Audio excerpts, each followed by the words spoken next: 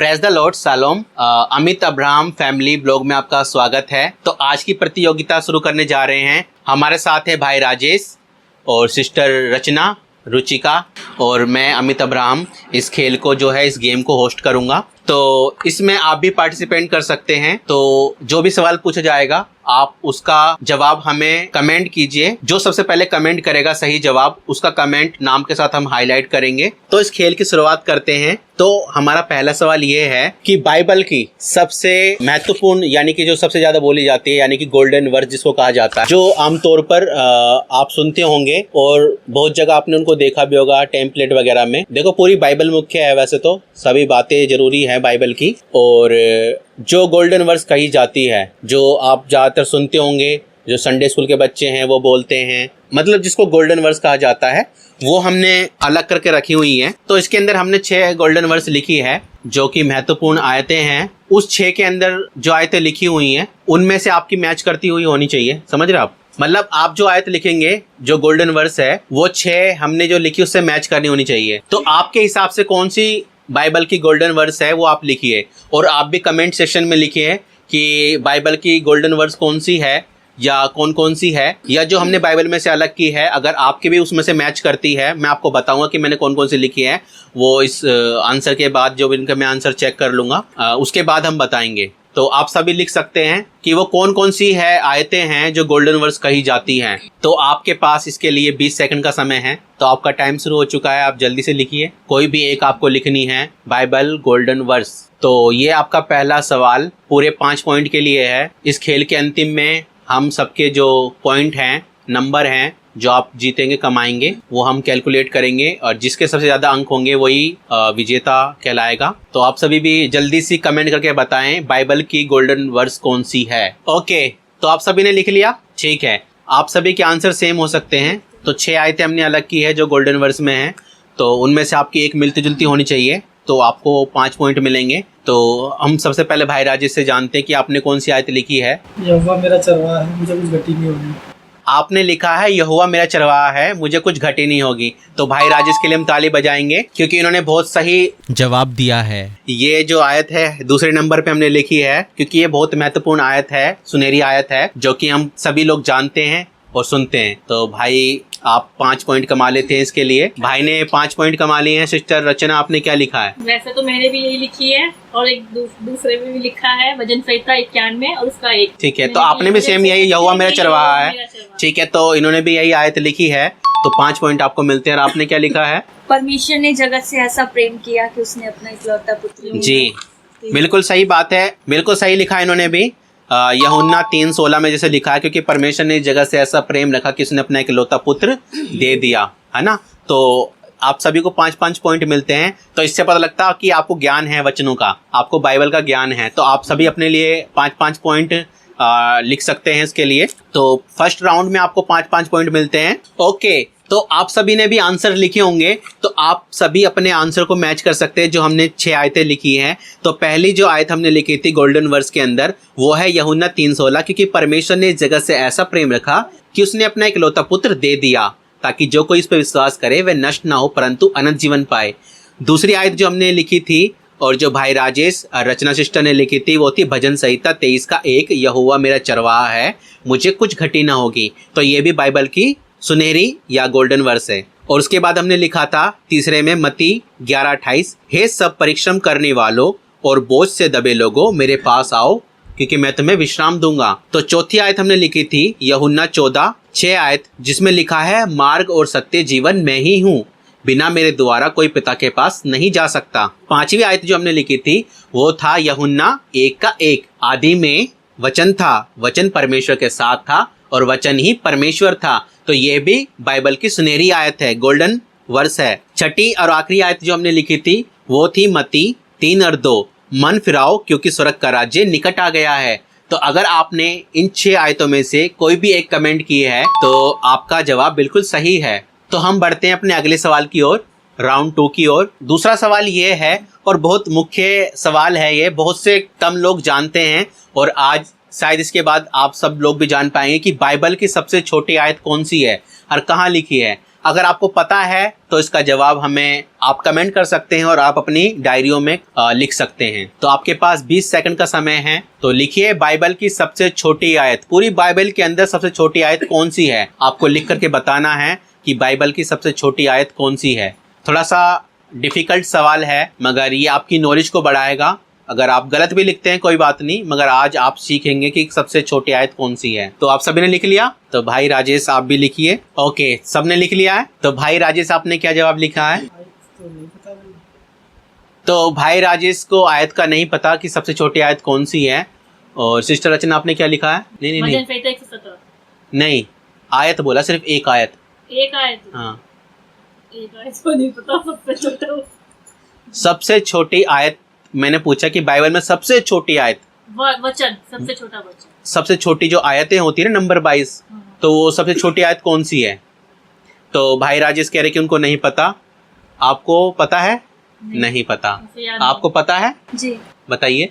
यीशु रोया। हाँ, तो बाइबल की सबसे छोटी जो आयत है वो है यीशु रोया। पूरी बाइबल में सबसे छोटी आयत यही है जो आप पढ़ सकते हैं यूहन्ना 11:35 के अंदर। तो आप सभी ने अगर ये जवाब दिया यीशु रोया, यूहन्ना 11:35 में लिखा है, जब लाजर मर गया था तो वहां पर लिखा है 35 आयत में 11 की 35 यूहन्ना में कि यीशु रोया, और ये सिर्फ 2 वर्ड के अंदर खत्म हो जाती है, यीशु रोया। तो सबसे छोटी आयत, तो आपने ये चीज को सीखा आज कि सबसे छोटी आयत कौन सी है। मैं आशा करता हूँ आपने भी सीखा होगा कि बाइबल की सबसे छोटी आयत यीशु रोया है। ठीक है, और आपको ये लाइफ टाइम तक याद रहेगा इस क्विज के द्वारा। ठीक है, तो आपने कोई जवाब नहीं दिया था तो इसके लिए आप 0 पॉइंट लिखिए, और आप भी 0 पॉइंट लिखिए, और आप 5 पॉइंट लिखिए। तो अभी हमारे पास जो है 2 राउंड हुए हैं। भाई राजेश के 5 पॉइंट हैं, सिस्टर रचना के 5 पॉइंट हैं, रुचिका के 10 पॉइंट हैं। तो अब हम बढ़ते हैं अपने अगले सवाल की तरफ। तो हमारा तीसरा सवाल जो है वो ये है कि बाइबल के अंदर सबसे बुद्धिमान व्यक्ति कौन था? यीशु को छोड़कर वो व्यक्ति कौन है जो सबसे ज्यादा बुद्धिमान था? अगर आपको इसका जवाब मालूम है कि बाइबल के अंदर सबसे ज्यादा बुद्धिमान व्यक्ति कौन था, तो आप अपना कमेंट सेक्शन में छोड़ सकते हैं। अगर आपका सही जवाब रहा तो हम आपके कमेंट को हाईलाइट करेंगे अपने वीडियो के अंदर। तो आपके पास 20 सेकंड का समय है, तो जल्दी से आप लिखिए कि वो व्यक्ति कौन है जो सबसे ज्यादा बुद्धिमान था। सबसे ज्यादा बुद्धिमान व्यक्ति कौन था बाइबल के अंदर? ओके, तो आपका टाइम खत्म होता है। तो भाई राजेश आपने क्या लिखा है? मैंने लिखा है दाऊद। दाऊद। ओके, आप बहुत करीब पहुंचे हैं, और ये सही जवाब नहीं है। कोई बात नहीं, आप लगातार बाइबल पढ़ते रहिए और आप उस चीज़ को सीखेंगे, और आज हम जब आंसर बताएंगे तो आप उस चीज़ को जान पाएंगे, और आप भी जान पाएंगे अगर आपने सही जवाब नहीं दिया है तो सिस्टर आपने क्या लिखा है? सुलेमान। सुलेमान। ठीक है, तो इन्होंने सुलेमान लिखा है और आपने सुलेमान। तो इन दोनों ने सुलेमान लिखा है, जो कि सही जवाब है। दाऊद का पुत्र जो है सुलेमान था, तो उसी के जो है नीति वचन लिखे गए हैं। सुलेमान ने नीति वचन लिखे और वो सबसे ज़्यादा बुद्धिमान बाइबल के अंदर है। तो सबसे ज़्यादा बुद्धिमान व्यक्ति जो है वो सुलेमान है। अगर आपने सुलेमान लिखा है कमेंट सेक्शन में सबसे पहले, तो आपका जवाब भी बिल्कुल सही है। तो इन दोनों ने बिल्कुल सही जवाब दिया है। आपको मिलते हैं 5 पॉइंट, आपको मिलते हैं 5 पॉइंट, और भाई को 0 पॉइंट मिलते हैं इसके लिए, और आप दोनों 5-5 पॉइंट डाल लीजिए। तो अभी हमने 3 क्वेश्चन किए हैं, जिसमें रुचिका ने तीनों आंसर सही दिए हैं, तो इनके पास 15 पॉइंट हैं। इन्होंने 2 आंसर सही दिए हैं, इनके पास 10 पॉइंट है, और भाई ने 3 में से 1 सही जवाब दिया है, इनके पास 5 पॉइंट हैं। तो 5, 10, 15। तो हम बढ़ते हैं अपने अगले सवाल की तरफ। तो अगला सवाल हमारा यह है, बहुत सी जातियों का पिता और विश्वास का पिता बाइबल में किसे कहा गया है? अगर आप सभी को भी इसका जवाब मालूम है तो आप हमें कमेंट करके वो जवाब बता सकते हैं। जिसका भी सही जवाब होगा तो उसका नाम और कमेंट हम हाईलाइट करेंगे। तो आप भी फटाफट से कमेंट करके बताएं कि इसका क्या जवाब होगा या क्या आंसर होगा, कि बहुत सी जातियों का पिता और विश्वास का पिता किसे कहा गया था। तो आपका समय समाप्त होता है। तो भाई राजेश आपने क्या लिखा है इसका आंसर? अब्राहम। अब्राहम। तो भाई ने लिखा है जो विश्वास का पिता था और बहुत सी जातियों का पिता था वो अब्राहम था। सिस्टर आपने? अब्राहम। अब्राहम। तो तीनों ने अब्राहम लिखा है, जो कि सही जवाब है। विश्वास का पिता और बहुत सी जातियों का पिता अब्राहम को कहा गया है। तो आप सभी को 5-5 पॉइंट मिलते हैं। अगर आपने भी अब्राहम जवाब दिया है तो आपका जवाब बिल्कुल सही है। तो आप सभी का सही जवाब था आप सब 5-5 पॉइंट डाल सकते हैं। तो हमने 4 सवाल किए आप लोगों से, तो 4 सवाल में से भाई ने आपने जो है 2 सही जवाब दिए हैं, तो आपके पास है 10 पॉइंट। और सिस्टर आपने 3 जवाब बिल्कुल सही दिए हैं, तो आपके पास 15 पॉइंट हैं। और आपने चारों सही जवाब दिए हैं, आपके पास 20 पॉइंट हैं। तो फर्स्ट राउंड हमारा खत्म होता है, और जो आप लोगों ने अंक प्राप्त किए हैं वो हैं 10 पॉइंट, 15 पॉइंट, 20 पॉइंट। तो अब हम बढ़ते हैं अपने आखिरी राउंड की तरफ, जो कि हमारा आखिरी राउंड है। तो उसमें हम आपको एक सिचुएशन देंगे, पर्चियां डाली जाएंगी, और जो उसके अंदर वर्ड होगा वो आपके गाने के अंदर आना चाहिए। ठीक है, तो आप तैयार इसके लिए? तो हम पर्चियां डालेंगे, एक एक करके आपको पर्ची उठानी है, और आपको 10 सेकंड का समय मिलेगा। पर्ची डालने के बाद जब आप पर्ची उठाते हैं तो आपके पास 10 सेकंड का समय होगा। 10 सेकंड के अंदर आपको उस गीत को गाना है। अगर आप नहीं गा पाते हैं तो उसके बाद आगे वो ट्रांसफर कर दिया जाएगा। ठीक है, तो जिसने भी सही गैस किया या सही गाया, समय पे गाया, तो उसको 5 पॉइंट मिलेंगे। ठीक है, तो अगला राउंड भी 5 पॉइंट के लिए रहेगा। ठीक है, तो हम बढ़ते हैं अपने दूसरे राउंड की तरफ। इसके अंदर 8 पर्चियां हैं, तो उसके अंदर एक एक वर्ड लिखा होगा। उस वर्ड के अनुसार आपको परमेश्वर के गीत को गाना होगा, जो भी इसके अंदर आएगा। आपके पास 10 सेकंड का समय रहेगा, और वो वर्ड उस गीत में आना चाहिए। ठीक है, जो भी आप गाएंगे, तो जो भी वर्ड आएगा हम आपको बताएंगे, तो आप भी उस गीत को लिख सकते हैं। तो जो भी गीत को सही पहचान पाएगा तो हम आपके कमेंट को हाईलाइट करेंगे। तो आप भी इस खेल में जुड़ सकते हैं कमेंट करके। तो पर्चियां आ चुकी हैं, 8 पर्चियां हैं। आपको सबसे पहले एक पर्ची उठानी है, और वो पर्ची आपको, तो उसमें क्या लिखा है हमें भी बताइए। तो क्या लिखा है? भला या भलाई। भला या भलाई। तो उस जो भी गीत है, मसीह गीत, जिसमें भला या भलाई आनी चाहिए, तो वो आपको गाना है। गीत के अंदर भला या भलाई आनी चाहिए। तो ऐसा कौन सा मसीह गीत है जिसके अंदर भला या भलाई आती है?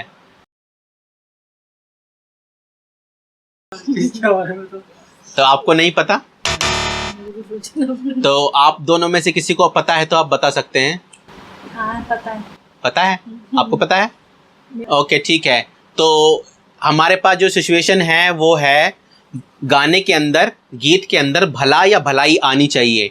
तो भाई राजेश और सिस्टर रचना को इसके बारे में नहीं पता, इस गीत के बारे में।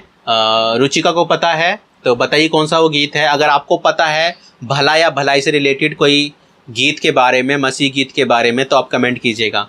कितना भलाई मुझसे किया, कैसे मैं धन्य कहूँ प्रभु, कैसे मैं धन्य कहूँ।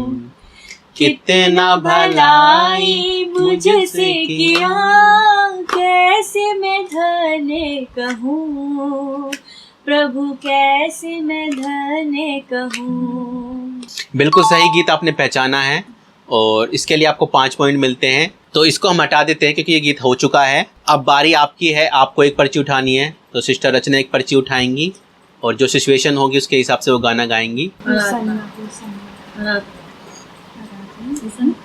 तो इसमें लिखा है होसन्ना।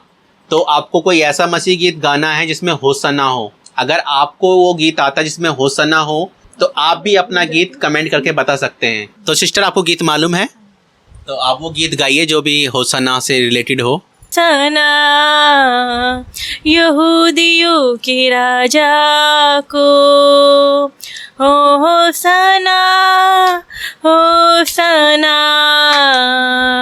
आने वाले राजा को। ठीक है, तो आपने बिल्कुल सही गैस किया, होसन्ना यहूदियों के राजा को। तो इसके लिए आपको मिलते हैं 5 पॉइंट। तो आप अपने खाते में 5 पॉइंट ऐड कर लीजिए।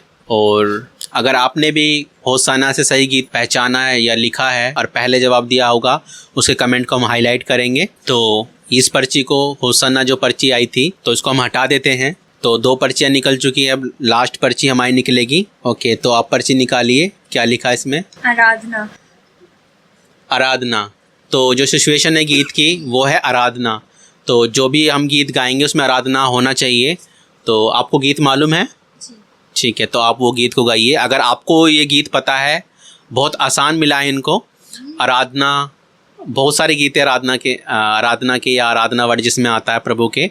तो आप कमेंट कीजिए। तो जो सबसे पहले कमेंट करेगा उसके कमेंट को हम हाईलाइट करेंगे। ठीक है, तो आप गाइए गीत को। तेरी आराधना करूं, तेरी आराधना करूं, पाप क्षमा करे जीवन दे दे, दया की याचना करूं तेरी आराधना करूं।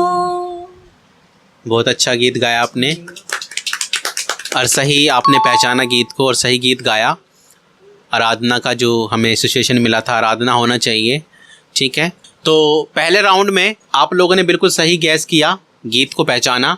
आप लोगों को 5-5 पॉइंट मिलते हैं पहले राउंड में, और भाई नहीं पहचान पाए गीत को और वो काफ़ी डिफ़िकल्ट भी था, और तो आपको 0 पॉइंट मिलते हैं इसमें। आप दोनों को 5-5 पॉइंट मिलते हैं। तो अभी आखिरी राउंड होगा, मैं आपको फिर से एक सिचुएशन दूंगा और आपको गीत को पहचानना होगा, ठीक है। तो फिर से मैं भाई राजेश के साथ स्टार्ट करूंगा। एक पर्ची आप निकालिए, 3 पर्ची इसके अंदर बाकी है, तो एक पर्ची आप निकालिए। तेरा नाम। तो आपकी पर्ची में क्या आया है? तेरा नाम। तेरा नाम। तो गीत के अंदर तेरा नाम होना चाहिए। तो मुझे तो गीत पता है, अगर आपको भी पता है तो कमेंट करके बताइए वो कौन सा गीत है जिसमें आए तेरा नाम। तो आपको गीत पता है जी। तो आप उस गीत को गाइए। यीशु तेरा नाम सबसे ऊंचा है, यीशु तेरा नाम सबसे ऊंचा है। Praise the Lord. भाई बिल्कुल सही पहचाना आपने गीत को। अगर आपने भी सही गीत पहचाना है तो कॉन्ग्रेचुलेशन। तो इस पर्ची को मैं हटा देता हूँ। और भाई राजेश, इसके लिए आपको मिलते हैं 5 पॉइंट। बिल्कुल सही गीत पहचाना भाई ने। तो हम बढ़ते हैं रचना सिस्टर की ओर। तो आप एक पर्ची निकालिए। क्या सिचुएशन इसमें मिली आप बताइए। मुक्ति। मुक्ति।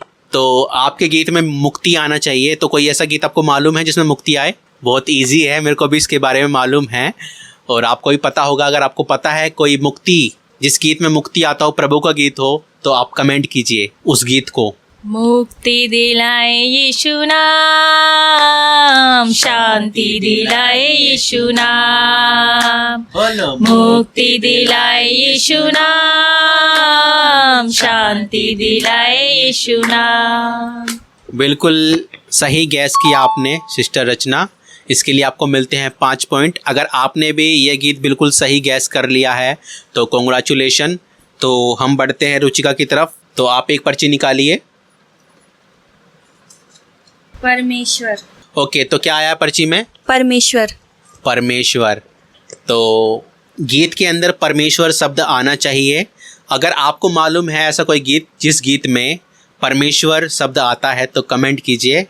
और आपको मालूम है इसके बारे में, आपको गीत आता है तो मुझे भी मालूम है। बाकी आप गाइए वो गीत को। प्रभु परमेश्वर तू कितना भला है, तेरी भलाई सदा की है। मेरा दिल तुझे धन्यवाद देता,